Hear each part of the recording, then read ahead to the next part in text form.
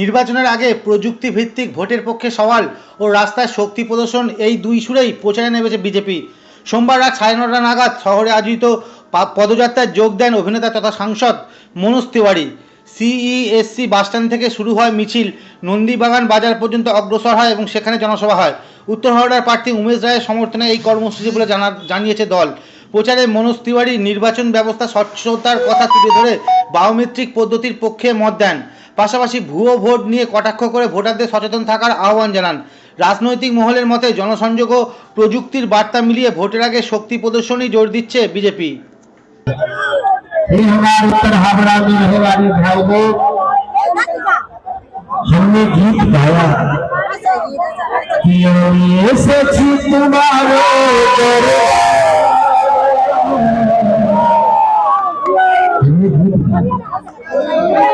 अच्छा तुम्हारे मेहरारू तो यहाँ से पार्षद जाएंगे।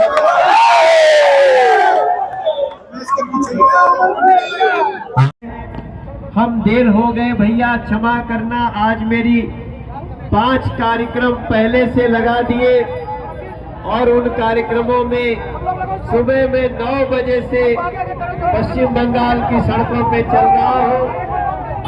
लेकिन आप सब जानते हैं चुनाव प्रचार के समय एक एक मिनट बहुत कीमती होता है, एक एक संदेश बहुत कीमती होता है।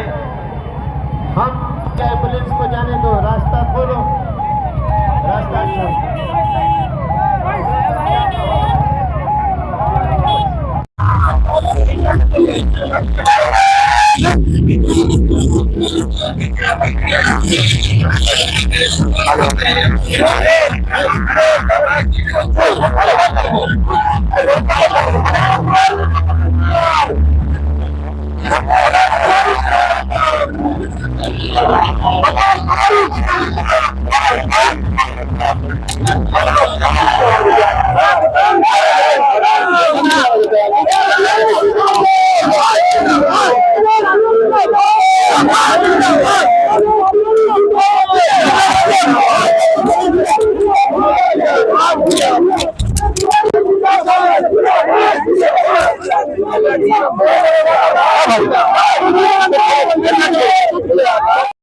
5 বছরে গৌতম চৌধুরী উত্তর হাওড়া কিছু করেননি। পুরো এলাকা চারদিকে নোংরা, চারদিকে জল যন্ত্রণা, মানুষ কিছুতেই কিছু পাচ্ছে না। উত্তর হাওড়া মানুষ বলছে যে প্রত্যেক 3টে ইলেকশনে বারবার করে প্রার্থী চেঞ্জ করেছে, তা এটাই তাদের ব্যর্থতা। একটা কলেজ হয়নি, একটা হসপিটাল হয়নি, একটা বড় মাঠ ছিল সেটাকে ছোট করে দিয়েছে, সেটাকেই বলছে আমি খুব বড় কাজ করেছি। একটা ওয়াটার ট্রিটমেন্ট প্লান্ট যেটা কেএমডিএ করেছে তাকে বলছে নাকি ও করেছে। একটা এমপি লাইট থেকে একটা একতা ভবন করেছে ফকিরবাগান, সে বলছে নাকি উনি করেছে। কেন্দ্র সরকারের অমৃত প্রকল্পে একটা জলের ট্যাঙ্ক হয়েছে, সেটা নাকি উনি বলছেন উনি করেছেন। আপনাকে এই বিষয়টা বুঝতে হবে, গৌতম চৌধুরীর কাছে 5 বছরের মধ্যে কিছু করেছে সেরকম বলার দেখাবার একটা জিনিস নেই। অল্প বৃষ্টি হলে পুরো উত্তর হাওড়ায় ডুবে যাচ্ছে, মানুষ বলছে আমার কোনো টাকা লাগবে না, আমার কোনো যোজনা লাগবে না, আমার কোনো চাকরি লাগবে না, আমি তো বাড়ি থেকে বেরোতে পারছি না। এই জল যন্ত্রণা থেকে মানুষ বাঁচতে চায়।